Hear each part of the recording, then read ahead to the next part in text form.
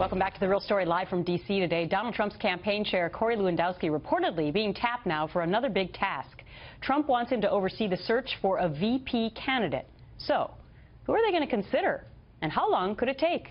Joining me now, Barry Bennett, senior advisor to the Donald Trump campaign, live in studio.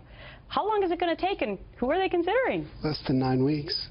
Okay. Has to be, right? Yeah, exactly. Before the convention. Yeah. So Corey gets this big nod as well. He's still campaign manager. Yes, he is. Right? Yeah. Usually it's a lawyer that's in this position. Mm-hmm. Doesn't have to be. But right. What does he bring to the table as far as what he might be looking for in a VP pick? Well, he knows Mr. Trump very well. He knows what Mr. Trump is looking for. That's the most important part.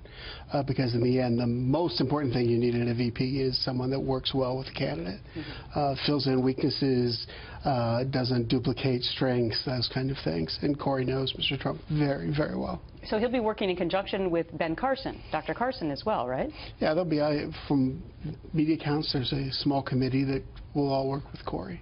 Okay.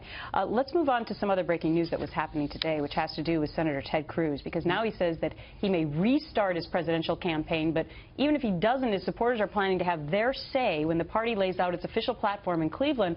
Former Virginia Attorney General Ken Cuccinelli sending out a letter to delegates that reads in part, quote, "To do that, it is imperative that we fill the rules and platform committees with strong conservative voices like yours. That means you need to come to the National Convention and support others in coming too." It sounds to me like they are not giving up on this thing. Well, I think they've given up on the thing. I think that they're interested in many of the same things we are.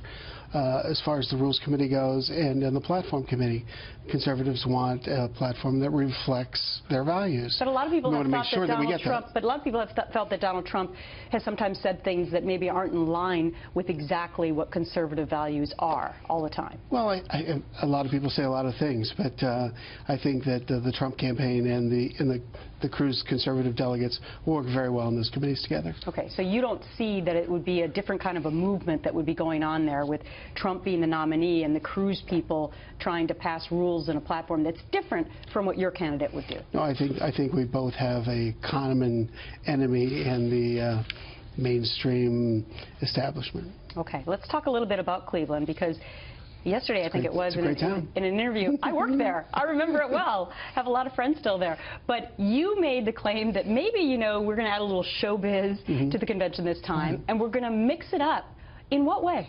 Well, I think we should think outside the box, right? I think that a lot of people get their news in different platforms, and we should try to engage people on the platform that they choose. Like how? What would you do differently? Well, everything from more internet presence, more internet streaming, to a lot more. It doesn't have to say, there's nothing in the law that says it has to happen between 8 and 11 o'clock.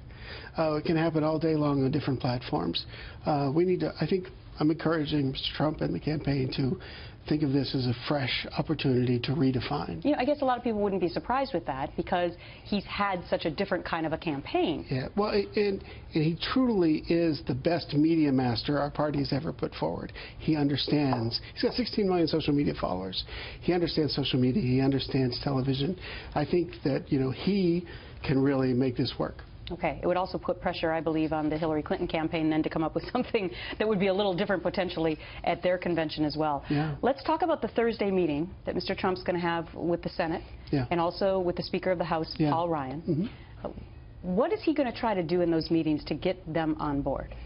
Well, I don't think it's something that he has to do. There's no trick he has to come in and perform to get them on board. I think they've got to get to know each other, and I expect that they will. And I expect that they will all leave that meeting unified. So Trump said that he was blindsided by the fact that Paul Ryan said he wasn't yet ready to endorse him. Right. Have you spoken to him about it since he said that? Does he still feel that way? And does he feel hurt that they're not endorsing him? We were all shocked by it. Typically, this stuff is handled in a back channel, not on an interview at CNN in this instance. So you were shocked by it, and do you believe that Mr. Trump will ask Paul Ryan to not be the chair of the convention? I think that's between Mr. Ryan and Mr. Trump. All right. Well, make sure to report back to us I will. After those meetings on Thursday. Barry Bennett, always good to see you. Thank you. Thanks.